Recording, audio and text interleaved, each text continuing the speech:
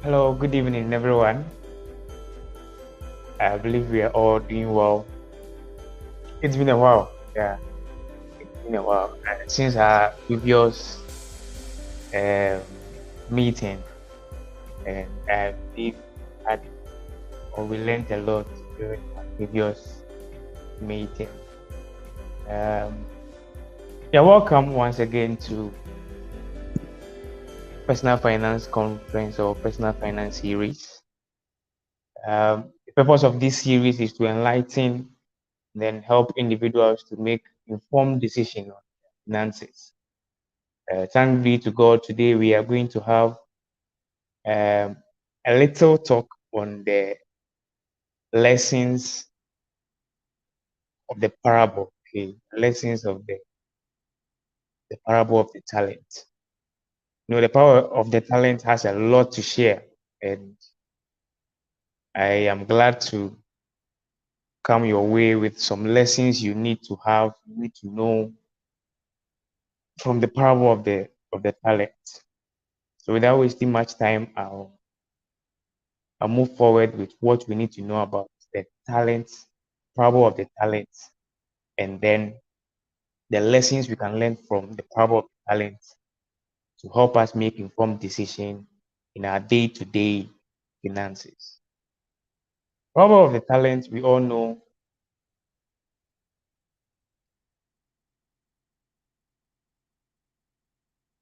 The parable of the talents, we all know, is a wonderful one of the wonderful parables in the Bible that was given by Jesus Christ, and one of Jesus' most significant parables regarding work is set in the context of finance and investment. So the context of the parable of the talents was taken from Matthew chapter 25, 14 to 30. And then it talks about a rich man who delegates the management of his wealth to his servants. He gives 5 talents, a unit of money. You know, talent, people call talent a unit of money. People also see it to be talent as in skills, you know, because of how the Bible put it, and some verses or some versions also put it. But the parable of the talents in details talks about money, you know. So when you look at today's value of a talent, you are looking at something like $60,000. That is what a talent would worth today. So this man gives 5 talents to the first servant, 2 talents to the second, and 1 talent to the third servant. Two of the servants earn 100% returns by trading with the funds. Isn't that wonderful? The parable explains how two of the servants were able to turn around the talent that was given to them and generate 100% returns of what they received from the master. But the third servant hides the money in the ground and then earns nothing. The rich man returns from the journey and then now asked for accountability. And then we all know how the Bible put it, how the rich man bombarded or put it to the third servant who wasn't able to multiply his money. And I think there is a lot in this that will help us make decisions in our lives. Let's look at the whole text again. Matthew chapter 25, verse 14 to 30. Again, it will be like a man going on a journey who called his servants and entrusted his wealth to them. To one, he gave 5 bags of gold, to another 2 bags, and another 1 bag, each according to their ability. Then he went on his journey. The man who had received 5 bags of gold went at once and put his money to work and gained 5 bags more. So also the one who received 2 bags gained 2 bags more. But the man who had received 1 bag went off, dug a hole in the ground, and hid his master's money. After a long run, the master of those servants returned and settled accounts with them. The man who had received 5 bags of gold brought the other 5, or gained more additional 5 to the ones that the master has given him. And this is what the master said. He said, the man said, you entrusted me with 5 bags of gold, and see, I have gained 5 more. His master replied, well done, good and faithful servant. You have been faithful with a few things, and I'll put you in charge of many things. Come and share your master's happiness. This was what the master replied to the first servant. Happily, because the first servant was able to multiply the money the master gave him. Now, the man with 2 bags of gold also came.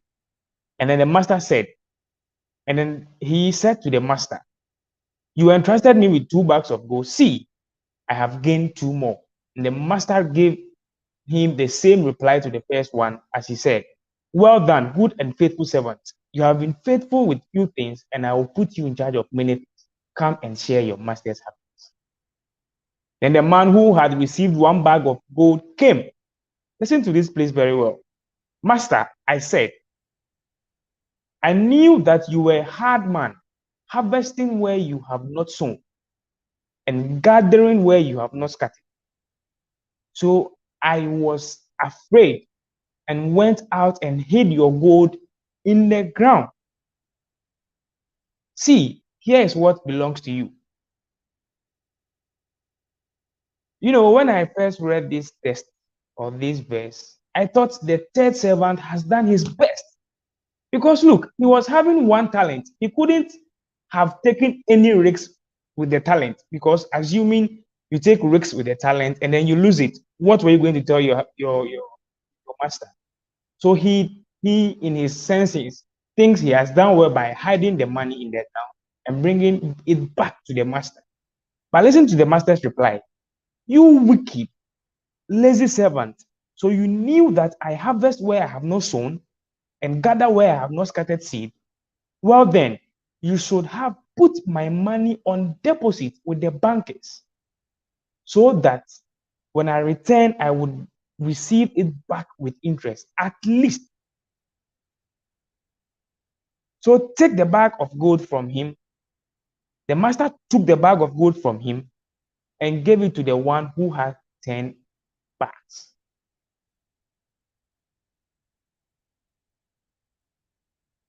This is a very powerful and wonderful parable that talks more about money than we think it does talent or skill. So we see how the master reacted to what the third person did with the money, right? What do we think? You can put your comments on the comment section. Let's know what you are thinking. Let me hear what you are thinking. But it's very surprising that what the third person did was rather bad in the sight of the master. When I read the text for the first time in my life, when I read this text, I thought the third person was very wise, because at least he was hiding from losing his capital. So he hid the money. And I was thinking the two who doubled their money, maybe they had the chance to double their money, or they had the chance to take the risks, because there were more talents given to them, more than one. So at least if they took risks with the first one doesn't go well, they have 4 more or 1 more or all that. But there are a lot of things that we can deduce from this parable, and that is the purpose of this webinar. The purpose of this webinar is for us to learn the lessons, the financial lessons that we can adopt and use in our daily lives from this parable. So let's go ahead and look at the lessons. Lesson 1. I term this as hard work.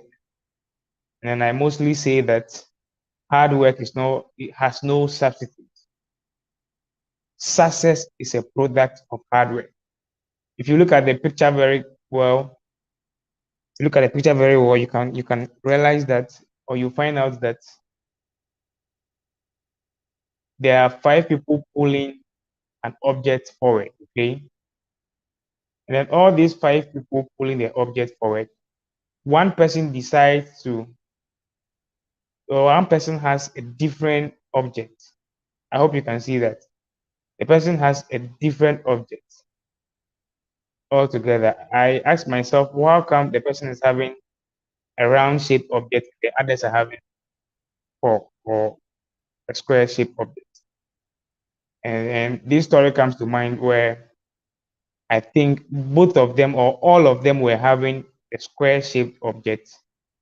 And then one person, before they started pushing it or before the journey started, one person decided to shape the box or the box shape item for it to make it easier for him to push it or make his work easier. And I think that's a very laudable lesson you can learn even out of this picture. Okay, so success is a product of hard work. Sometimes we talk about success or we talk about hard work, and then we say hard work, we replace hard work now with smart work. But I believe nothing can replace hard work. Hard work is hard work. Most people understand that they need to work hard and put in effort required to achieve high degree of success. Without hard work, you can't achieve anything.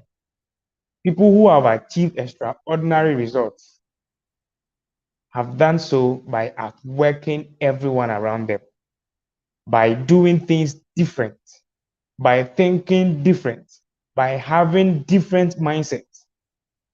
So when you look at the parable of the talents very carefully, you realize that the 2 servants who were able to double their talents, immediately the master left them, they started working. In verse 16 and then verse 17, we realize that the 2 servants got to work. They started working after the master left. And one interesting thing is that the master didn't tell them what to use the talent for. The master didn't tell them to double the talent. The Bible said the master gave them the talent and then left for a journey. But verse 16 said, and I read, verse 16, it says that the man who had received 5 bags of gold went at once and put his money to work and gained 5 more bags. At once, immediately, the man put his money at work and then gained 5 more bags. This is interesting, right? Yeah. It means that the 2 people had different mindset from the 3rd servant. And then the way the 3rd servant took things or understood things was different from how the first 2 understood their thing. And then the first 2 did what they did because they believed in hard work. The first lesson I want us to take from this parable is hard work. There is no substitute for hard work. You can't substitute anything for hard work. Hard work is hard work. And success is always a product. You can't achieve success without hard work. You can't achieve anything extraordinary, anything abnormal without hard work. You can't work the same way everyone is working and achieve something extraordinary. So hard work has no substitute. I believe the first 2 servants in the parable worked hard. The Bible stated so in verse 16 and 17, that they worked hard, very, very hard. And they were able to achieve the expectations of their master. So the first lesson I'm putting across is that As young as we are, I know young people are watching this. As young as we are, let's put hard work first. Hard work first in everything that we do. Let's have the understanding that hard work is the only thing that can gain us success, that can bring us success. Hard work. The second lesson I want us to look at from the parable is taking calculated risk. Taking calculated risk. When we talk about taking risks, people have different mindsets of what taking risks can be or the meaning of taking risks. Taking risks doesn't mean that you should take a risk that you know 100% what the outcome would be. Example, if the lady in the picture knows perfectly that there is nothing to step on or the probability of dying after lifting or putting that leg that she has raised up, after putting it down, probability that she will not land on anything and then fall down and die. If the probability is more than 50, then she takes that step, then she is taking an abnormal risk. That is why I put this lesson very carefully. Take calculated risk. Make sure the risk you are taking has been calculated, and then at least you have fair idea of what would happen to you after taking this risk. You have fair idea of the results that you have after taking this risk. So when you look at the parable very carefully, you realize that the first two servants took risk. The first servant who had 5 talents went to work with the 5 talents. The Bible said he went to work with the 5 talents that he had, assuming he lost all the 5 talents. It was a calculated risk.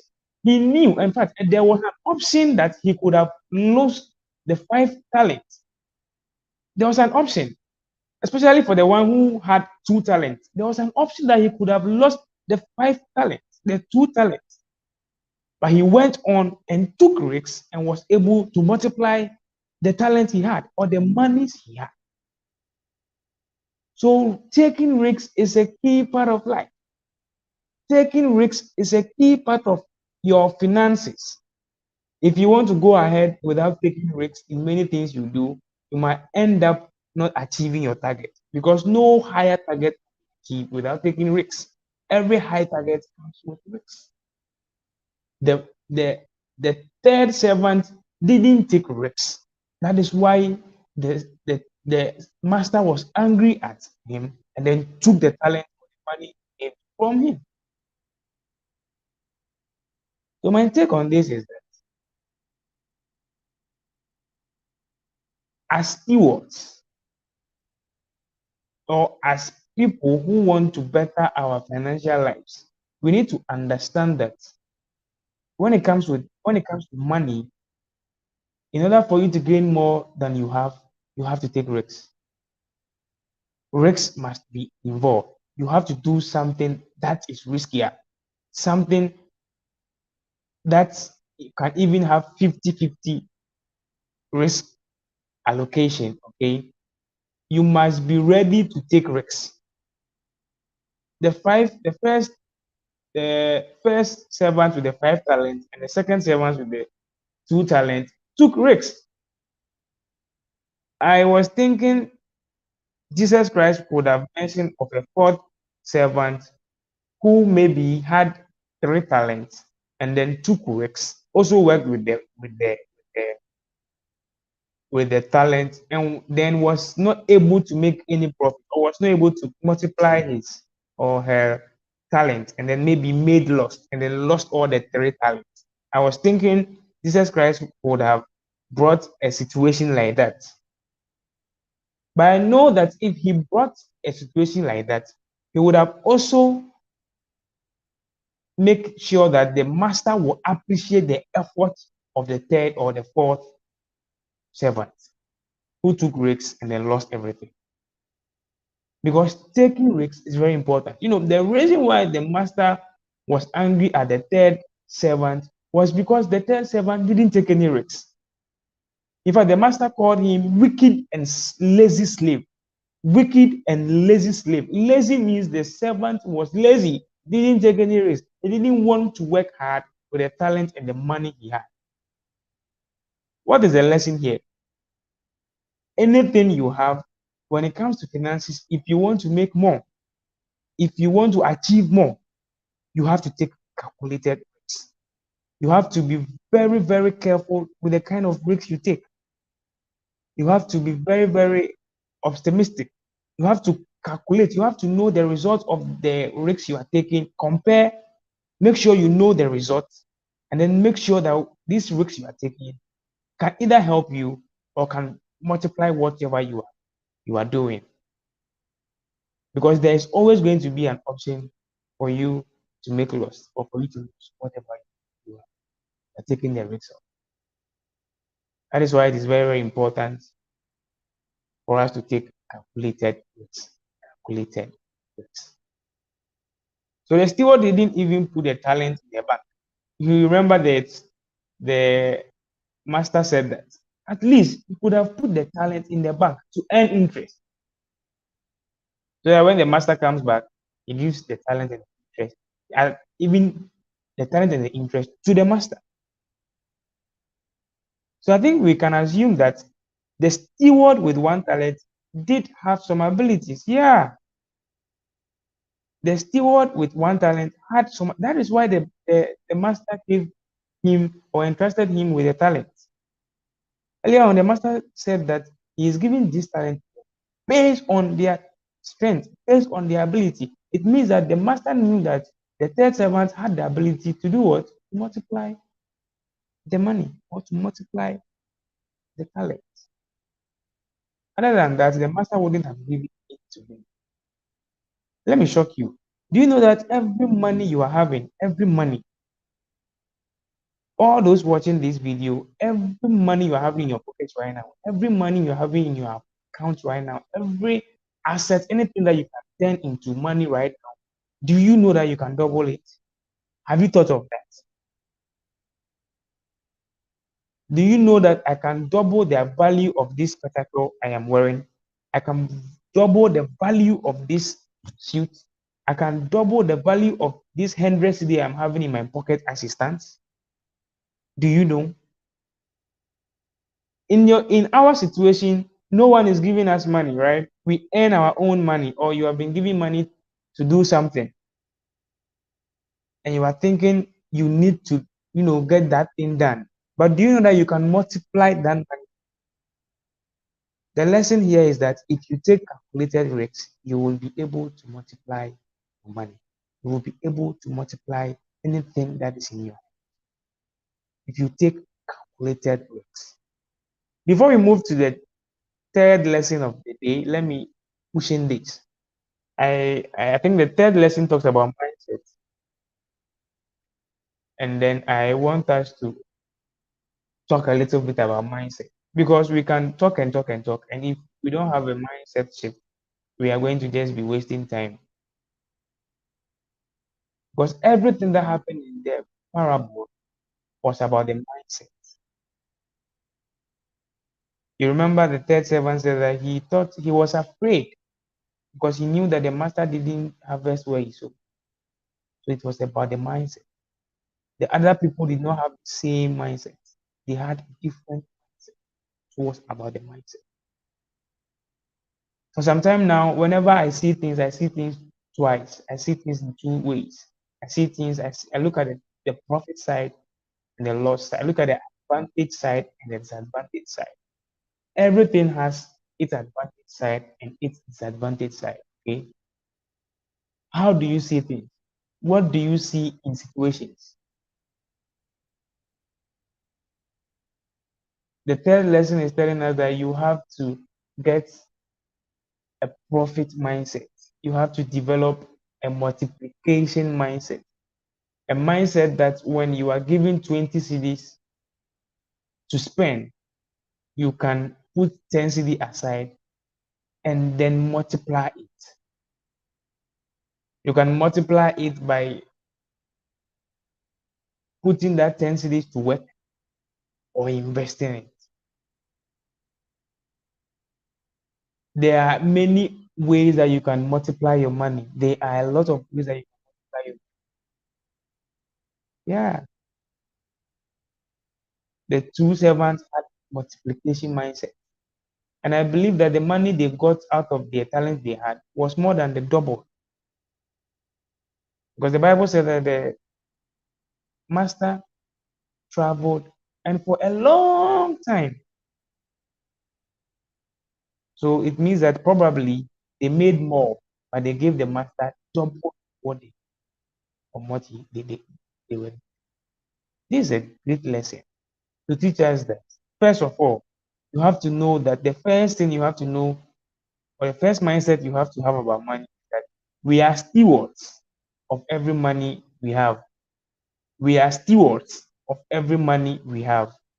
Stewards means we are not the owner of our own money. If you have this kind of mindset, the way you spend money changes and the way you handle money changes. If you have the mindset that you are a steward and not the owner of your money or of the money that comes into your hand, your income, money from your parents, money from people, gifts, and all that. If you have the mindset that all those things are, you are just a steward, you are just a manager of everything that comes to you, you will be able to manage it well. I think one mindset that we have that is causing our finances is that we think that we own everything in our lives. What really shows that you don't own everything is that when you are living with nothing. And when you came with nothing. So everything you are working with here right now shows that you are here to manage it. So I want us to develop this mindset. Have a mindset, have a stewardship mindset. Okay, let me put it that way. Have a stewardship mindset. A mindset that everything you are having now is not yours, but you are there to manage it. So assuming I have 1,000 in my account, sitting in my account currently, I know that this 1,000 is not mine, even though it is my salary, even though I earn it myself. Because of this kind of mindset, I know that this 1,000 is not mine. I am just managing it. So how do I manage it to make my master happy? So in the context of the Bible, we can replace the master there by God to make God happy. How do I spend to make God happy? How do I spend the 1,000 to make God happy? How do I multiply the money I am having sitting in my account? If you have this kind of mindset, you won't spend anyhow, and you will learn how to even multiply the one you have. Because people love to earn money, people love to get money, but not everyone knows how to spend it to make more. If you have a profit mindset or mentality as a person, it will help you grow and multiply your money all the time. So in the verse 6 and verse 7, we see the mindset of the two servants who multiply their money by going to work, by working hard. So I will entreat and I will advise that let us all develop a stewardship mindset. First of all, let us know that the monies that we have are not ours. It is for us to manage. It is for us to keep. And then the best way of managing money is to multiply it. This parable tells us so. Because when the master was leaving, the master didn't leave them or didn't tell them to multiply the money. The master kept the money with them. That's what the Bible says. But when the master came back and the third one hasn't multiplied, the master was angry. It means that the master expected them to know that money entrusted in your hands is meant to be multiplied. So you need to multiply money for things that comes into your hands. If you have this mindset, it will help you manage your finances very well. Because you know that a salary that is coming into your your account, your salary account, is not meant for you to squander. It's not meant for you to spend alone. It's meant for you to multiply. It's meant for you to put it into ventures that will multiply that income. If you have this mindset, we will do well in our finances. So first, develop a mindset, a stewardship mindset, and then second, develop a multiplication mindset or a profit mindset. Profit mindset is where you make profit of everything, not just money, everything around you. You make sure you make profit out of your relationship.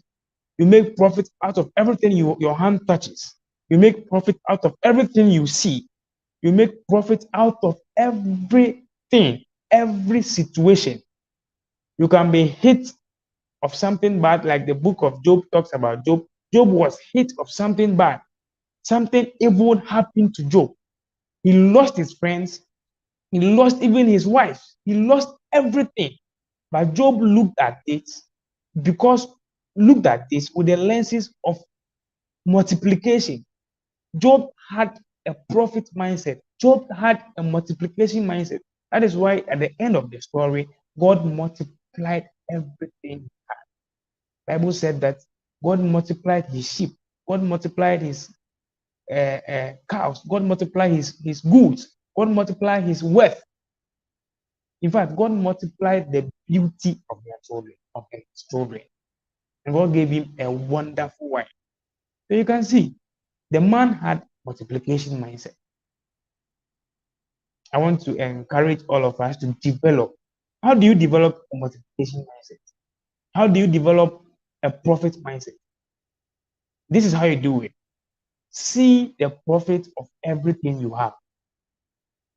See the multiplication of everything you have. If you have a phone today, ask yourself, this phone is worth 2005. This phone is worth 2005. What can I do with this phone for it to earn me more than 1,000 cedis a month? You know it's possible. I can work with this phone for it to earn me more than 1,000. Whilst people are spending 1,000 cedis on this phone monthly, I am earning 1,000 cedis from what I am doing with this phone. What am I doing? It means I have developed a multiplication mindset and I am multiplying the value of this phone. The two servants had multiplication mindset, so they were able to multiply the talent the master gave them. Multiplication mindset. Let's move on to the next slide. We're talking about borrowing money. Borrowing money. You know, the verse that talks about the third servant who came to the master and said, "Oh, master, I knew that you sow where you harvest where you don't sow. You were a hard person. So I buried your money. I hid your money in the ground. And then this is what you gave me. See, this is what I have." This talent or this parable tells us that borrowing money or hiding money is a bad habit. It's a bad money habit. And then literally, you might not be borrowing or hiding money in the floor, like digging and then put money inside the ground. No. Literally, you might be borrowing money by investing in assets that do not pay, by saving your money in a savings account, by putting large sum of money in your home, whilst your money can be on the field working for you. In fact, you can even bury money by spending or squandering all your money today. We can relate that to the prodigal son. The prodigal son took all the riches, his portion of all the riches from his father and buried it. What do I mean? I mean, he took all the riches from his father, his portion from his father, and then went to squander it. He buried his money, he buried his future. You understand? So if you are spending tomorrow's money today, it means you are burying your money. Literally, you are burying your money.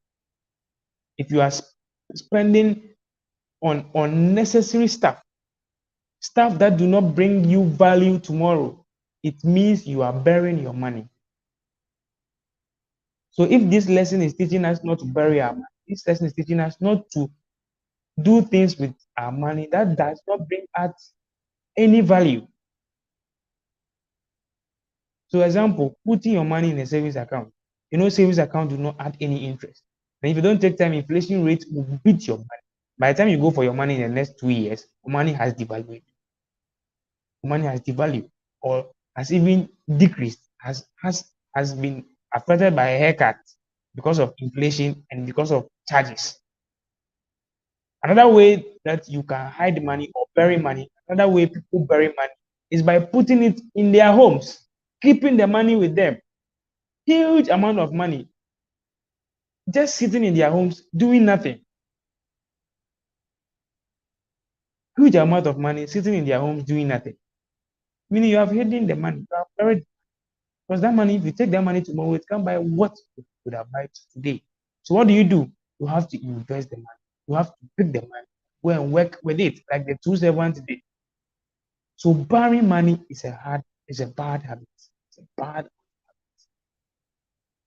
And I said, literally, you might not be borrowing the money as in putting it in the ground, but you might be buying things that do not have future value, buying things that are not necessary, using money for things that do not add value to your life or to your future.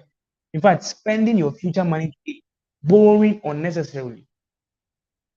Those are ways of borrowing money, and it's a very bad habit. And this lesson can be derived from the power of the talent. Our fifth lesson is on investment, and it talks about diversifying your investment. Diversifying your investment, putting your eggs in different baskets, so that at least when one basket gets off or gets spoiled or falls down, at least you have other baskets. Don't put your money or don't put all your eggs in one basket. Don't save or don't invest all your money in one investment account. It is important to diversify your it is important to diversify your investment. Whether it's a retirement account, education account for your child, or anything, it is important for you to put this in place and then invest in different investment vehicles or investment assets. In the modern investing, or in this modern world, investing would be or would mean avoiding putting all your money in one basket, okay, or putting all your money in one investment account, one stock account, something. It's easy to spread an investment account across thousands of companies, and it lessens the burden or the problem. If should in case a company goes down, your money, you know that at least if this company, you have some money there, some money somewhere. So we take this lesson from the action of the master diversifying his investment before settling. Many could ask, or I was asking this question all over, that why did the master give the talent to his servants? I believe the master at least was having children, or I believe the master, if the master didn't want to multiply the money, the master could have put those money or the talent somewhere in the house or hid the money in the house somewhere before setting off on this journey. But the master didn't do that. He gave it out to his servant. And when he was giving out to his servant, he didn't give all the talent or all his money to one servant. He diversified it. He shared it among these or his servants based on their abilities. What lesson can we learn from this? We shouldn't put our money in just one investment asset. We shouldn't have our money in just one account. We shouldn't have our money in just one business.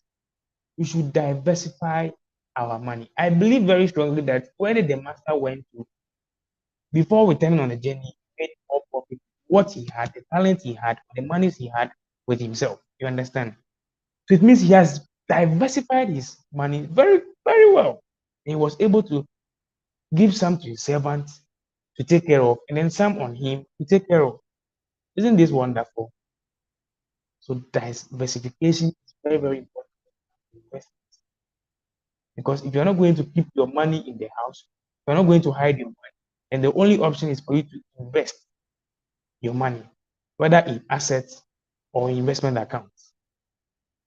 And by doing so, you need to know that you need not to have just one basket.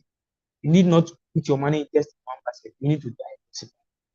You need to put it in different. You have to measure, know the ability of or the strength of where you are putting your money. The master knew the strength of each of the servants. So you have to know the strength of where you are putting your money. And then you have to expect, you have to know the expectations. You have to be clear with the expectations you expect from where you're putting your money. You have to be clear. The fifth lesson we are learning from this parable is about diversification. Diversify your investment. We take that from the action that the master took in the parable. I think we should read that again in verse 14. Again, it will be like a man going on a journey who called his servants and entrusted his wealth to them. And entrusted his wealth to them. Look at the verse 15. It says that to one he gave 5 bags, to another 2 bags, and another 1 bag, each according to their ability. And then he went on his journey. Isn't that interesting? The master could have just picked the money somewhere in the house and left, right? In fact, he could have likewise put the money in an investment account or bank account, and left. But he gave it to the master, his servant, and he didn't tell them anything. So he expected them to work with him.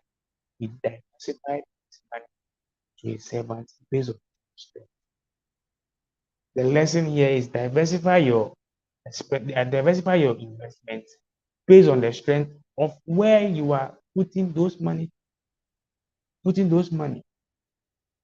I think it's a very great lesson that will help us if we are able to adopt. And the last lesson we can deduce from this parable is being good stewards of money. Ask yourself, are you a good steward? For the past 3 months, or from the beginning of this year, how has your finances been? How have you managed money? Ask yourself. Is the response good? Do you have a good response? I ask you right now to bring or make a statement on all your incomes from January to now, then all your expenses from January to now. Would it be something good to write home about? Would we see that all the things you spend your money on were assets, were things that would bring you value? Did you spend on things that brings you value? Are you a good steward of money? Do you manage money well? Do you see money as your own? Do you see yourself as the owner of the money you have? Or you see yourself as the manager?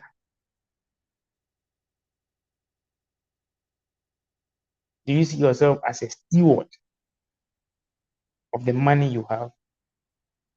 How have you managed your money for the past 4 months or 5 months since the beginning of the year?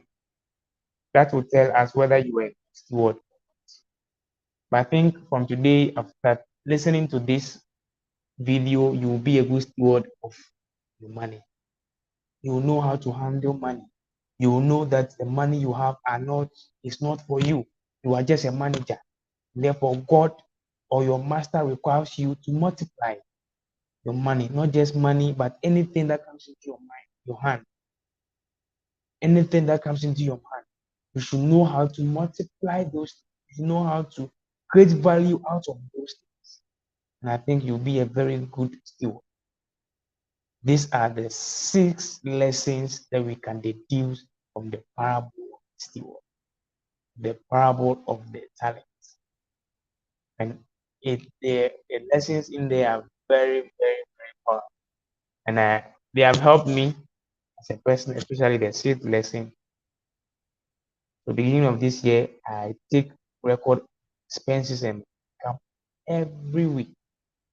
Sit down pen and paper, and then I make sure I know the things that I've spent on, the money that have come to me. Make sure and I make sure I am managing it well, not as the owner, but as a manager, as a steward of my own money. And I believe if we are able to take something from these lessons, it will really help us make good decisions as stewards, and then help turn our finances. I'll be bringing this section or this series to a close, and I will inspire and encourage us to be good stewards of money. Let us take the lessons in there in this parable and then use it in our day-to-day finances. And I know if we use them well, we use them very well, we will be good stewards, and then we will be able to account every dime that we spend every day wisely. If you have any questions, kindly list your questions or put your questions in the comment box. Ready to attend to them and help you out. Then if you are facing challenges with your personal finance, feel free to come to my DM. You can follow me on Instagram, Facebook, on all social media handles, Sam Kobi Hagan, your personal finance. Thank you so much for your time. Have a wonderful day.